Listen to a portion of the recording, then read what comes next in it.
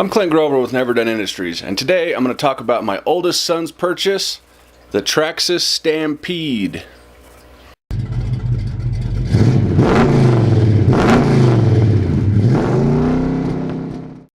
As you guys know by now, I am a car guy.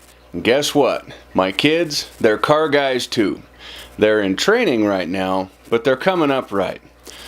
My oldest boy recently decided that he wanted to make his first automotive purchase. Well, what's a 10-year-old gonna buy? He's going to buy a remote control vehicle. Now, he has had the cheaper ones, that we've got him for Christmas or birthdays or whatever. And the thing about those is that they are a toy grade. Now, when you're talking RC, there's two different grades. There's a toy grade and there is a hobby grade. Now, the toy grade is the kind of stuff you might find at Walmart or something like that, the little $50 ones, $20 ones, whatever. And those are fine, there's nothing wrong with those, but they're not built to be upgraded, they're not built to have their parts changed out.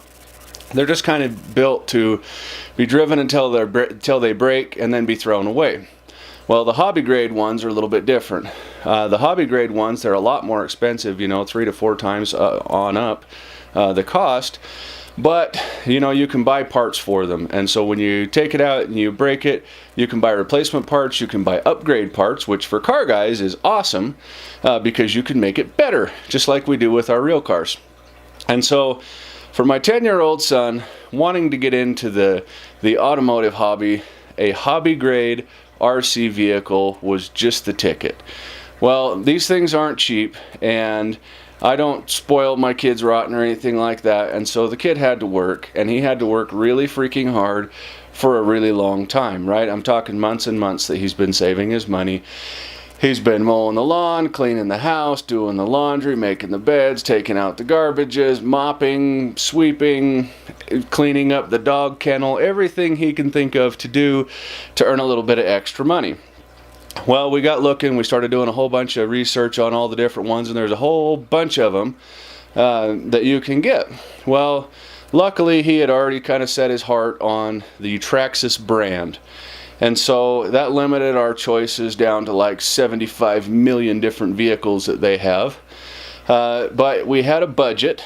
We had a general theme that he was looking for because we know what he's going to be using the vehicle for. And so we were able to narrow it down to a few.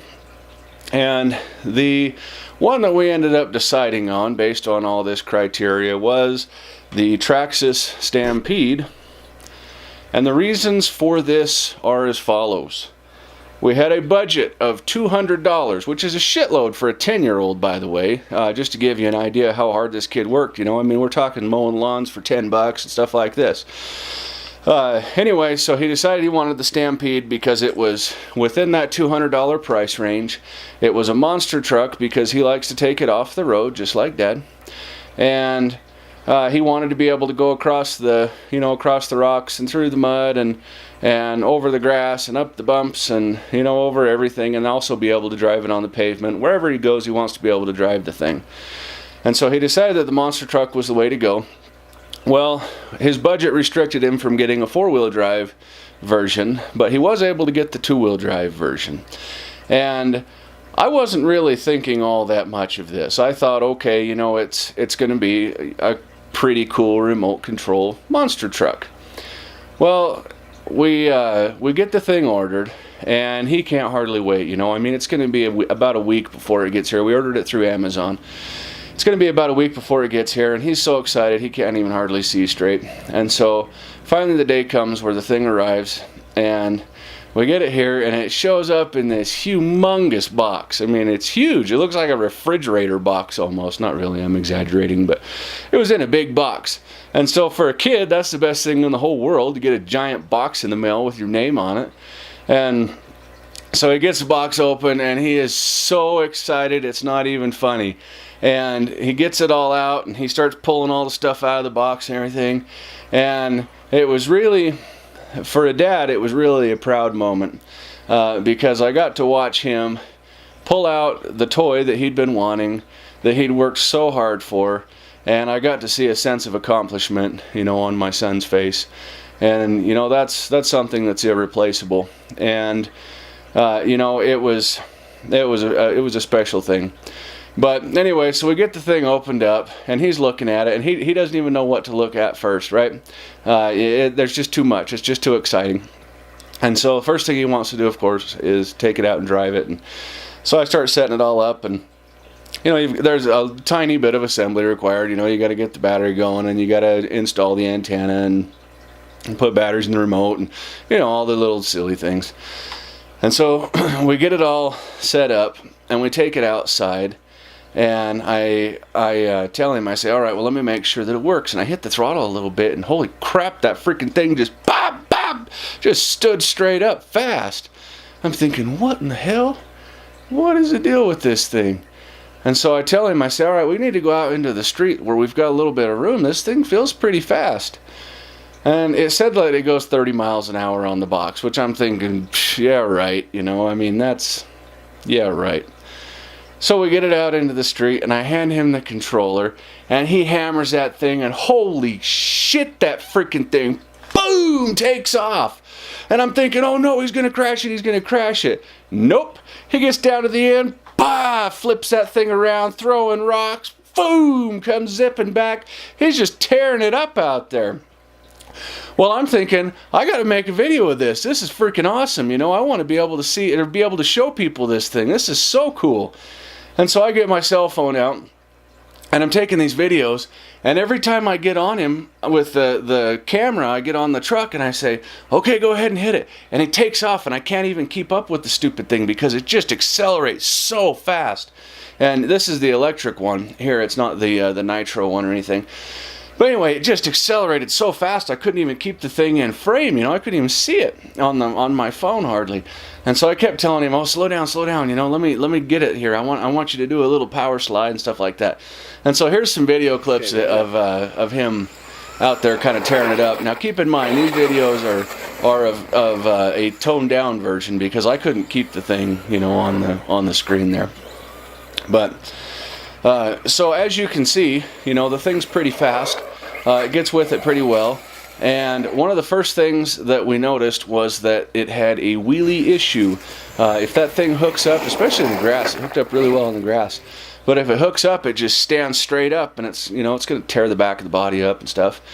Well, then the other thing that we noticed was that as he was driving it, you know, it's hard to control because it's so damn fast.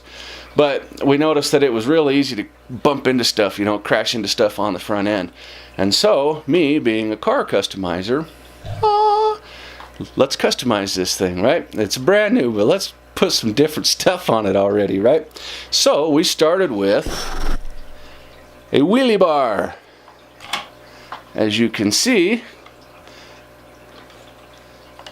And the cool thing about this is that it's adjustable. You can unhook it here, and you can set it up to, you know, kind of whatever height you would like it at. And so that's really nice. And then the other thing that we did is we upgraded this front bumper. See, the bumper that was on it was just a little tiny skinny one. And so now we have front end protection. So if he's hauling ass, bam, bang, you know, he can bump into stuff and it won't tear the thing up. And then as he's, you know, tearing it up across the grass or the pavement or whatever, he can be riding on that wheelie bar. And so that's really cool. Now, after we got that stuff all installed, you know, we had a lot easier driving experience on this thing. He was able to just tear off into wheelies and not really have to worry about wrecking it too much. Well, then I started to notice that this thing handles incredibly well. I mean, like stupid well. And he's out there and he's taking all these hard corners, and this thing is just flipping on a dime. I mean, it's just instant turning, and it's so responsive.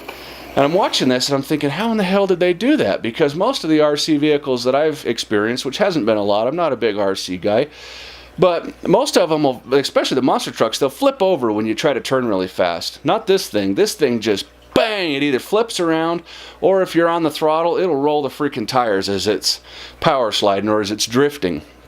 And so I got thinking about that, and I thought, I wonder how in the hell they did this.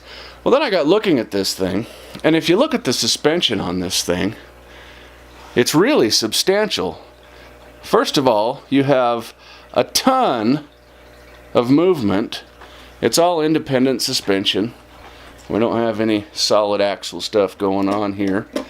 Anyway, we have a ton of movement, but we also have a really good suspension rate, the stiffness of the suspension, so it holds that wheel on the ground, you know, on your contact patch with the surface of the road.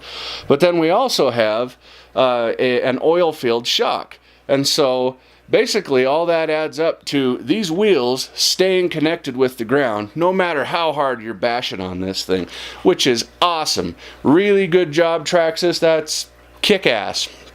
Well, I got looking over this thing a little bit more, and I also noticed that all of the electronics in this thing are in little boxes, right? They're in little sealed boxes. So all the electronics are waterproof. They really thought this thing through. So not only do you have this super fast, kick-ass wheelie machine that has awesome handling characteristics, can jump, spin, burn out, whatever you want to do, but it can also go through the water and the snow and the mud and the crud and all that kind of stuff. And so for a 10-year-old kid, you basically have the best of all worlds. And all of that stuff was achievable with only a $200 investment. Now, when you're trying to be a car guy, you know, and you're kind of coming up, how can you get any better than that? Now, with all of the wonderful things that Traxxas did to make this vehicle super cool, especially for a 10-year-old kid, in my opinion, they made one huge mistake, and if you are getting ready to buy one of these for your kid or yourself, it's something that you should know that I totally overlooked when we were ordering the thing. Now, this is an electric vehicle, so you have the little batteries. It's got the 8.2 or 8.4 volt little battery that you plug into the wall, right? Just like all the other ones. Well, guess what? They don't send you a charger to plug it into the wall. They send you this, a 12 volt vehicle charger. Okay, this is the standard charger that comes with this thing. Now I understand the premise behind this. They think that you are going to only use this vehicle when you're going somewhere. I'm going to go somewhere and I'm going to bash and I'm going to drive my remote control vehicle. So it makes sense to use a 12 volt charger for that, right? Why in the world would you include only a 12 volt charger for a battery that needs to charge for several freaking hours? You want to talk about tearing down the battery in your car by doing this kind of crap? We have to plug the stupid thing in, let it charge up for an hour or whatever, start the truck, let the battery, you know, let the alternator get going so that we don't totally trash my battery. And you know, I can't even imagine why they thought that that was a good idea to be the standard charger. I understand it as an accessory, I understand it as an add-on, but come on, Traxxas, you guys really, in my opinion, you guys really dropped the ball on this. You should have included a standard house outlet charger and had this as an accessory. Instead, what we've had to do is we've had to buy an adapter to plug this silly thing into so that we can charge the stupid thing at the house where you would normally charge an RC battery so that the kid can go out and play with the thing. Other than that, this thing is incredible, it's awesome, it's wonderful. To be honest with you, I'm toying with the idea of getting one for myself so that I can go out and have fun with my son, because this thing's kick-ass. And I am really impressed with it, and he absolutely loves it, and I couldn't be more happy for him. And I could also not be more happy for my younger son, who's now getting to watch my older son have all of this automotive fun. He's getting a little twinkle in his eye. He's starting to look at the catalogs. He's starting to think automotive himself, and I think that we have a very bright future of future car guys coming up behind me. Well, that's all I've got for this vlog episode. Take a look at our website, www.neverdownusa.com. Please don't forget to like and share the video. Also, please subscribe to our channel. Thank you very much for watching. We'll catch you on the next one.